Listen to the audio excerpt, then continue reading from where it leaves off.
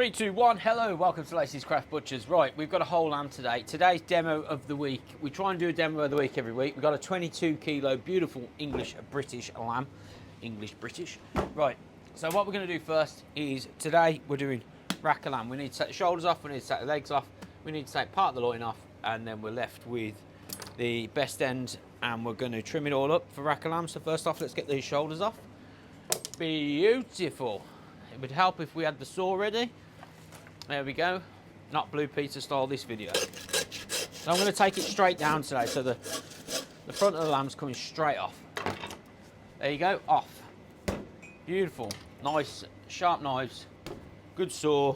And then we're going to take the legs off just above this little bone here and take that straight down, straight off as well. Beautiful lamb this. Obviously not quite spring lamb at the moment. Won't be long before we get the little spring lambs out. But these lambs still full of flavour, full of quality, nice and tender. There we go. So you've got a set of legs, just like so, which I'm going to put to the side for a minute. Beautiful. And we've got a set of shoulders there, just like that. The lamb's lovely and lean. A little bit of cover, not too much. On to the next part. We're going to get these breasts off. You've got the lovely breasts of lamb. Some people like them rolled. If you watch one of our previous videos, I boned and stuffed them into a pinwheel, and they were also nice. There we go, one breast of lamb off.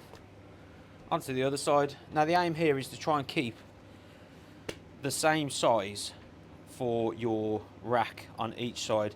So sometimes it's good to just make a little mark just to see where you're going to cut to connect them up, especially if you're doing a double like a guard of honour, which I'm going to do now. It's for a customer today. She's looking after an elderly person in a care home, and she's decided to treat them all to a lovely rack of lamb.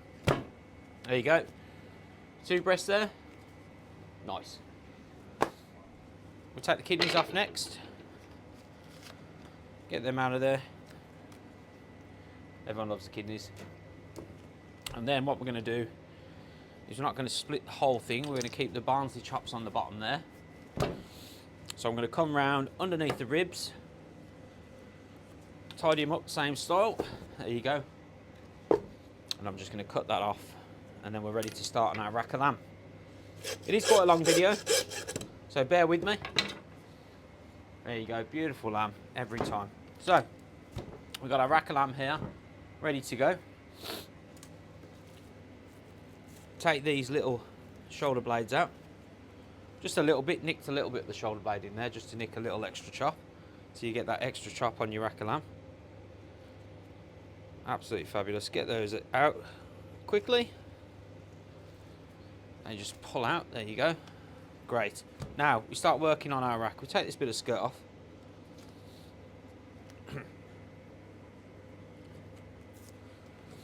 And there you go. We're left with the best end of the neck right in the middle there. This is what you make your rack of lamb out of. So start cutting down the backbone. You've got to be precision work this is, because there is a point in this where if you go too far and you've got a sharp saw blade, that you cut into the eye of the meat and it becomes very untidy. Now this is the way I was taught. There probably is a lot of ways to do this. I've watched a few different butchers doing different ways how to do this, but just nice and steady with the saw, just so you don't cut through into that eye. It's sort of a feeling as well. You get down there and you can feel when you're getting close. Take this little bit and fill it out. You can feel when you're getting close, and when you're close you just stop. Otherwise you can end up slashing right into the eye of the meat and spoiling your rack of lamb for the overall look. Take this down nice and steady. This is a brand new saw blade as well, so we're taking it really smooth. To anyone who says I'm doing it slow, piss off. There we go. You can just feel it's come apart there. It's released away. This one needs a bit more. Just a tiny bit. There you go. Okay, and then we've separated this part from there, so that's flat now.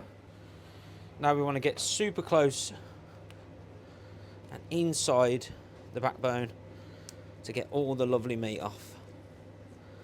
Nice and tidy. There we go. That's one off. You got part of your rack of lamb and then you got the second part down there. Again, we're just trying to keep all that lovely meat on, not messing with the eye of the meat, and that off there. And that's your backbone out of there now, the awkward bone. There's a little bit of the old paddy whack on here. Take out this bit of connective tissue down the back, straight down. Job's a good one. Okay, so there we go. We got in 2 pieces there. You can see we're starting to look like we're going to be a rack of lamb. Right. Okay. Many variations on how short you should cook a rack of lamb. Now, in restaurants, some take the whole of this back piece off and just leave bare bones. We don't. We're going to go about halfway down here because that trim, it does crisp up really nice, and we score that fat. When it's cooking, it crisps up lovely. So you keep nice and tight to that bone all the way down, like so. So you're exposing the bones, and you've got that bit of trim there as well. And then measure it against the other one, and then we just tidy it up the same. Beautiful. Down them bones. Start the first one off.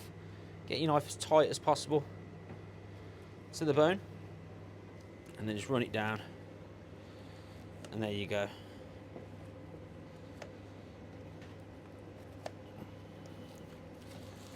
Just like so. You need a nice sharp knife for this. There you go. And then you've got 2 started off the rack of lamb. Now the next part, you're simply going to be getting really tight to the bones. Helps if the meat's nice and cold as well. The key to this is your meat nice and chilled, so it's not floppy, flimsy. Your knife does the work then, and you're simply just running down these rib bones. There's a lot of different ways you can do this. I've seen a few restaurants where they use string to pull it out, but we're just using our sharp knife, getting down them bones and going along there. Lovely jubbly. Okay, and there we go. Starting to look like a beautiful rack of lamb now, ready to be seared and stuck in the oven. Get it nice and pink and juicy, crispy outside, fancy as well. Nice if you're doing Valentine's Day, maybe nice for the Mother's Day coming up. Obviously it does come at a premium rack of lamb because of the work that goes into it. That's why it costs more. All the trimming, all this excess trim, but it's ever so easy to eat as well. We've literally got one little bone. There you go. Take this last piece off. Lovely. Now, last part, I always like to just check how we're looking for the bones, see if there's any variation. Because when we're doing a guard of honour, like so, there we go. If you're cooking a nice guard of honour, like that, you're doing a nice rack of lamb. You want to make sure that there's no excess meat or the bones aren't too long. Now for me, I think we're going to go down a little bit because the bones are a little bit long, so we're just going to trim this down. So we get out my trusty whopper, as I would call it, the wamper. Make sure you're in line and gosh, nice steady chop, and then you've got your nice rack of lamb. Again, in a straight line, bosh. There we go. Beautiful. Score up that bit of skin. Not all the way through. You're just doing it so it's scored. So you've got a nice little scoreage on there. Score up the other one. And that is a rack of lamb at Lacey's, how I was taught originally by Master Max. He used to love doing these. He's still with us, Max, by the way. There you go. Beautiful rack of lamb, French trimmed, ready to go off a nice 22 kilo lamb. Hope you enjoyed the demo. If you have enjoyed the demo, don't forget to give us a follow, and we'll see you very soon. Thank you.